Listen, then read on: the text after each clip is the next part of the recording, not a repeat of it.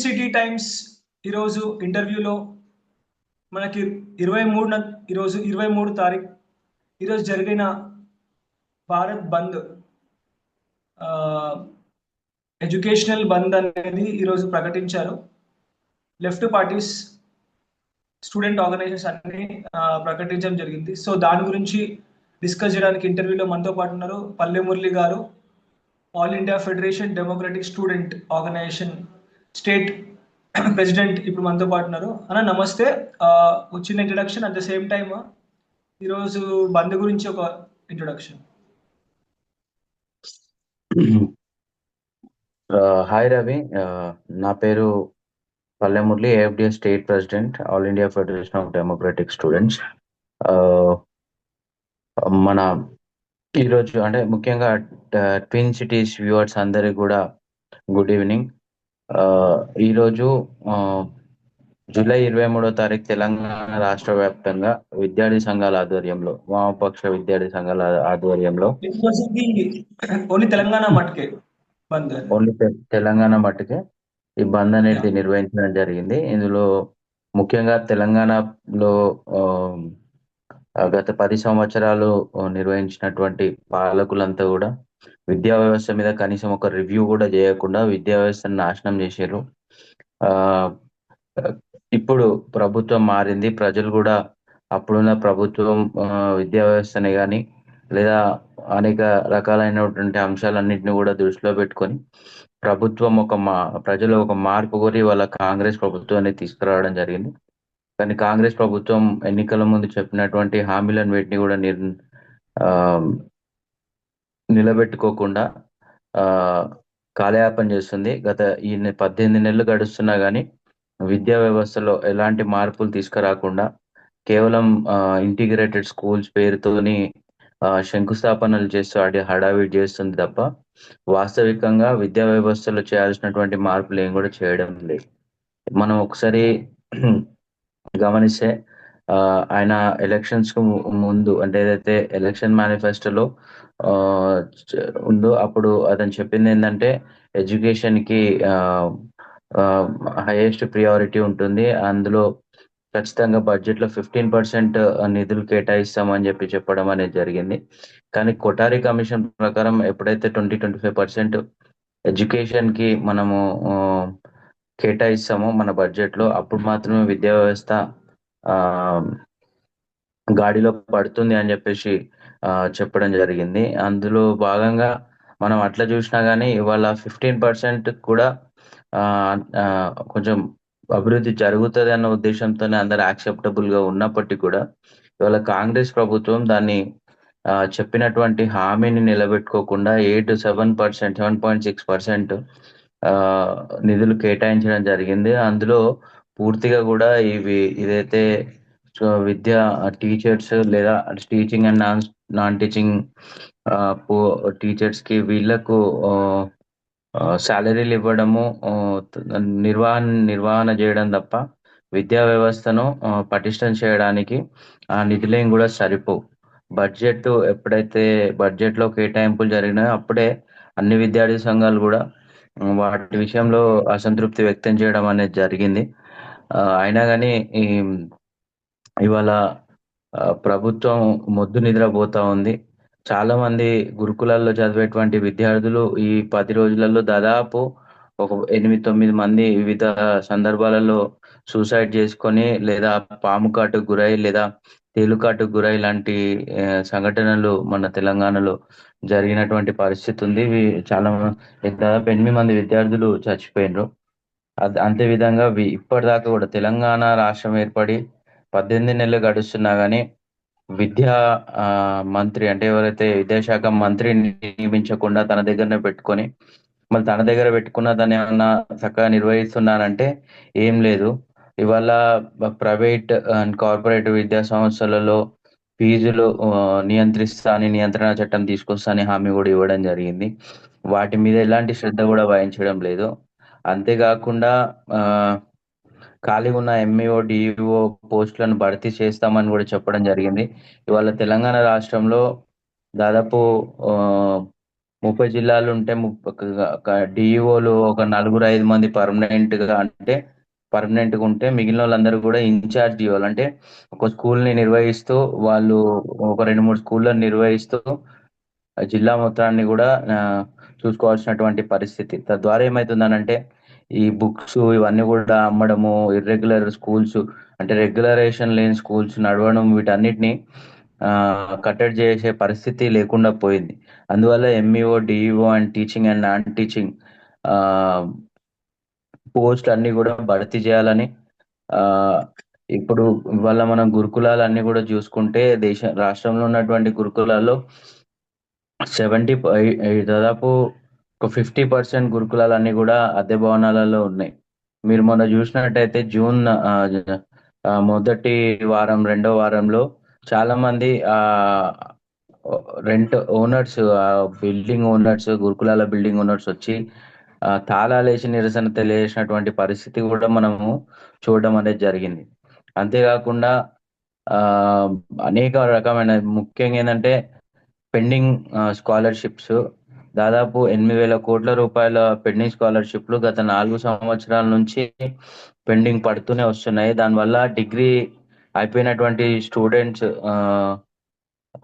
వాళ్ళ సర్టిఫికెట్స్ తెచ్చుకోలేక, అంటే స్తోమత ఉన్న వాళ్ళు తెచ్చుకుంటున్నారు కానీ స్తోమత లేని వాళ్ళు వాళ్ళ ఫీజులు కట్టి తెచ్చుకోలేక, ఆ సర్టిఫికెట్ తెచ్చుకోలేక వాళ్ళ స్విగ్గీ, జొమాటో డెలివరీ చేస్తున్నటువంటి పరిస్థితి ఉంది అర్బన్ ఏరియాలో.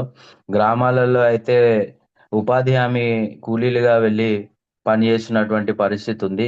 కాబట్టి వెంటనే ఏవైతే పెండింగ్ స్కాలర్షిప్స్ ఉన్నాయో అన్ని కూడా విడుదల చేయాలని, అదేవిధంగా pending mess charges and cosmetic ఛార్జీలు ఇవన్నీ కూడా ఆ, విడుదల చేయాలని చెప్పేసి, అంతేకాకుండా ఇవాళ ఎన్ఈపి 2020 బీజేపీ ప్రభుత్వం వచ్చిన తర్వాత న్యూ ఎడ్యుకేషన్ పాలసీ తీసుకురావడం జరిగింది. న్యూ ఎడ్యుకేషన్ పాలసీలో ఆ, ఏ ప్రభుత్వ విద్యా విధానంపై ఎలాంటి ఫ్రేమ్ వర్క్ లేకుండా కేవలం ప్రైవేట్ ఎడ్యుకేషన్ కి మొగ్గు చూపే అనేక నిబంధనలు అందులో ఉన్నాయి. అంతేకాకుండా ఏదైతే ప్రైవేట్ స్కూల్స్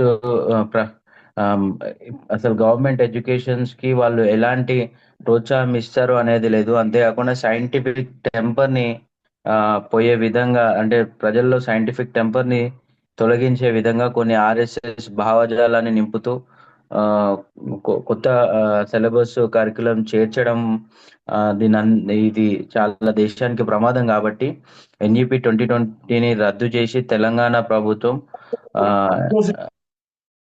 అసెంబ్లీలో తీర్మానం చేయాలని చెప్పేసి ఆ డిమాండ్ చేయడం జరిగింది. ఈ ఈ బంద్ డిమాండ్స్ ఇవి.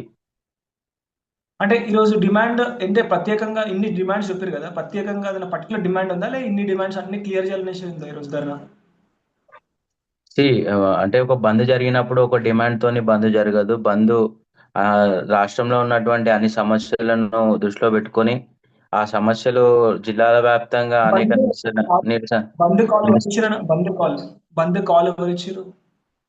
అన్ని లెఫ్ట్ ఆర్గనైజేషన్, వామపక్ష విద్యార్థి సంఘాలు, వామపక్ష అంటే SFI, ASF, PDSU, AIDSO, FDS, AIPSU, ఇవన్నీ సంఘాలు అంటే కలిపి మీరు మాట్లాడుకున్నారా ఇట్లా బంద్ చేస్తామనేసి ముందే మాట్లాడుకున్నారా, లేకపోతే ఒకళ్ళు డిక్లేర్ చేస్తే వేరే, ఇప్పుడు ఒక ఆర్గనైజేషన్ డిక్లేర్ చేస్తే లేదు వేరే ఇది వాళ్ళు పూర్తిగా ఉన్న అన్ని సంఘాలకు సంబంధించినటువంటి రాష్ట్ర అధ్యక్ష కార్యదర్శులు సమావేశమై బంద్ ఆ, జరపాలి. ఈ బంద్కి అన్ని సంఘాలు కూడా, ఆ ఇన్స్టిట్యూషన్స్ కూడా మద్దతు ఇవ్వాలని చెప్పేసి మేము ఒక రాష్ట్ర కమిటీ నిర్వహించుకొని, సారీ, మేము ఒక జాయింట్ కమిటీ నిర్వహించుకొని అందులో భాగంగా ప్రెస్ క్లబ్ లో ఆ, ఇది అనౌన్స్మెంట్ చేసి దాదాపు వారం స్టూడెంట్ రోజుల పాటు ఆర్గనైజేషన్ ప్రచారం చేసి, లెఫ్ట్ కాకుండా ఎన్ఎస్యుఐ కానీ లేకపోతే ఏబీవీపీ ఇలాంటి వాళ్ళకి ఆహ్వాన్ అంటే మీరు ఇన్విటేషన్ ఇవ్వలేదా? వేరే మేము స్టూడెంట్ ఎప్పుడు ఆర్గనైజేషన్స్? కూడా బూర్జువా సంఘాలు, అంటే ఏవైతే అధికారంలో ఉన్నటువంటి సంఘాలు, అంటే ఇప్పుడు ఎన్ఎస్యుఐ కానీ లేదా ఏబీపీ కానీ, వీళ్ళు సెంట్రల్ లో స్టేట్ లో పవర్ లో ఉన్నారు. ఇప్పుడు గతంలో వాళ్ళు అనేక పోరాటాలు చేసిండ్రు, కానీ ఇప్పుడు వాళ్ళు ఆ పోరాటాలను ఇప్పుడు ఇదే ఫీజు రియంబర్స్మెంట్ విడుదల చేయాలని చెప్పేసి గతంలో ఉన్నటువంటి ఇప్పుడు ఎమ్మెల్సీ అయినటువంటి బల్మూరి వెంకట్ అనేక పోరాటాలు చేసిండు, కానీ ఇవాళ ఆయన ఎమ్మెల్సీ ఉన్నప్పటికీ కూడా ఆయన ఏం చేయలేనటువంటి పరిస్థితి ఉంది. సో ఆయన ఇంకొకటి మేము వామపక్ష విద్యార్థి సంఘాలుగా చేసినటువంటి కార్యక్రమాలకు వాళ్ళను ఇన్వైట్ చేయడం అనేది జరగదు. ఏబీవీపీ అసలు మా ఆర్గనైజేషన్స్ తో పాటు వాళ్ళు కలిసి రారు, మేము పిలవం కూడా. ఓకేనా? ఇప్పుడు ఈ బంద్ డిమాండ్స్ ఓకే కాకుంటే ఇంకా దీన్ని నెక్స్ట్ ఎట్లా చేయబోతున్నారు? ఇప్పుడు ఇవన్నీ ఏంటంటే డిమాండ్స్ ని ఫీజులు విపరీతంగా పెరిగిపోయినాయి. ఒక విద్యార్థికి ఆ, ఆ, ఒక ఒక ఎల్కేజీ ప్లే స్కూల్ చదివే విద్యార్థికి మేము ఒక చిన్న సర్వేలో తెలుసుకున్నది ఏంటంటే, ఒక్క ఏరియాని తీసుకుంటే యావరేజ్ గా 45,000 నుంచి ఒక ప్లే స్కూల్ కి 1,65,000 రూపాయలు ఫీజు ఉంది వాళ్ళ. ఒక ఫస్ట్ క్లాస్ నుంచి 10th క్లాస్ వరకు ఒక్కొక్క విద్యార్థికి minimum average 45 to 1 lakh and more than 2 lakhs కూడా ఇవాళ 10th క్లాస్ విద్యార్థులకు ఫీజులు అనేటివి ఉన్నాయి. సో ఇవి తల్లిదండ్రుల దగ్గర ఈ కార్పొరేట్ కాలేజీలు, కార్పొరేట్ స్కూల్స్ అన్ని దోచుకోవడం అనేది జరుగుతూ ఉంది. అంతేకాకుండా బుక్స్, యూనిఫామ్ పేర్లతో కూడా ఆ, మరో భారం మోపుతూ మనకు అవే బుక్స్ బయట కొనుక్కుంటే 5,000 వచ్చేటి వాళ్ళు 15,000 అమ్ముతా ఉన్నారు. బయట 750 రూపాయలు, 850 రూపాయలు లేదా 1,000 రూపాయలలో వచ్చేటువంటి యూనిఫామ్ ని వాళ్ళు 2,000 రూపాయలకు అమ్ముతా ఉన్నారు. సో ఇదంతా కూడా పేరెంట్స్ కూడా జాగృతం అయితేనే ఈ ఈ మార్పులు అనేది రావడం అనేది జరుగుతుంది. మేము ప్రధానంగా ముఖ్యంగా ఈ యొక్క బంద్ సందర్భంగా గవర్నమెంట్ ని డిమాండ్ చేసిన రెండు ముఖ్యమైన అంశాలు ఏంటంటే, ఒకటి ఫీజు నియంత్రణ చట్టం తీసుకురావాలి. ఆ, ఫీజు నియంత్రణ చట్టం తీసుకురావాలి అండ్ పెండింగ్ స్కాలర్షిప్స్ విడుదల చేయాలనేది కూడా చాలా గట్టిగా డిమాండ్ చేయడం అనేది జరిగింది. ఎందుకనంటే ఓకే. దాదాపు 8,000 కోట్ల రూపాయలు పెండింగ్ స్కాలర్షిప్స్ ఉండడం వల్ల చాలా మంది డిగ్రీ, బీటెక్ అయిపోయిన విద్యార్థులు ఇబ్బంది పడుతూ ఉన్నారు.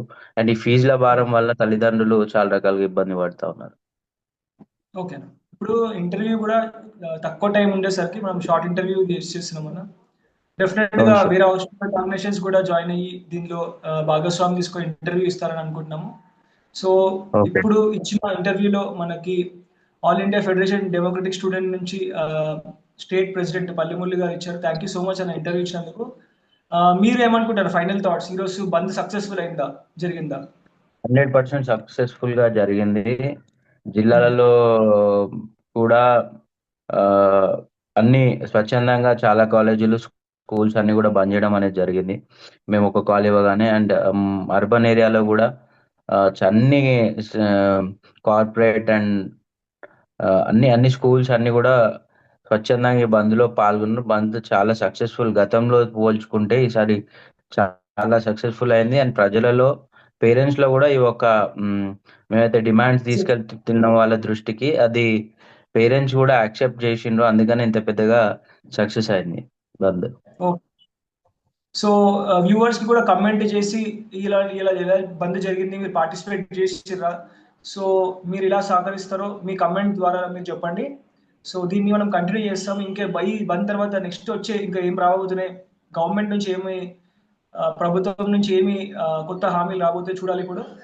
మళ్ళీ దీని తర్వాత వచ్చే టైంలో మళ్ళా ఈ ఆర్గనైజేషన్స్ ఇంకే డిమాండ్స్ తో వస్తారు, ఇంకా ఏం చేయబోతారు ఒకవేళ గవర్నమెంట్స్ గవర్నమెంట్ యాక్సెప్ట్ ఖచ్చితంగా చేయకపోతే? ప్రభుత్వం ఈ మొద్దు నిద్ర వీడకపోతే పెద్ద ఎత్తున ఆందోళన కార్యక్రమాలు ఉంటాయి. ప్రభుత్వాన్ని ఆ, ఈ తెలంగాణలో విద్యార్థి ఉద్యమాలకు ప్రత్యేకంగా గుర్తింపు ఉంది. మనం తెలంగాణ సాధించుకున్నారు విద్యార్థులే, అనేక బలిదానాలతో తెలంగాణ రావడం జరిగింది. కాబట్టి విద్యార్థుల సమస్యలను వెనువెంటనే పరిష్కరిస్తే రేవంత్ రెడ్డికి మరియు కాంగ్రెస్ ప్రభుత్వానికి చాలా మంచిదని. లేకపోతే రాష్ట్ర వ్యాప్తంగా పెద్ద ఎత్తున నిరసన కార్యక్రమాలు జరుగుతాయి. ఆ గద్దె దింపేంత వరకు కూడా వారు వెంటాడుతున్న స్థానిక సంస్థల్లో ఎన్నికల్లో ఆ వారు చేస్తున్న విద్యా వ్యవస్థ వాళ్ళు ఏ విధంగా అన్యాయం చేస్తున్నారు అనేది ప్రజలకు చెప్పి ఓకే. ఖచ్చితంగా వాళ్ళ పెద్ద ఎత్తున వాళ్ళని ఎండగట్టేటువంటి పరిస్థితి అయితే ఉంటుంది. ఓకేనా? సో అది మన ఈరోజు ఇంటర్వ్యూ. 23 జూలై 2025లో జరిగిన ఈ ఎడ్యుకేషనల్ బంద్కి మన ఇంటర్వ్యూకి వచ్చిన పల్లెమూరి గారు thank you so much. And also viewers కి ఈ వీడియో చూసినందుకు thank you so much. And please comment రూపంలో మీ యొక్క అభిప్రాయాన్ని తెలపండి. థ్యాంక్ యూ అన్న thank for you joining. Thank you thank you for your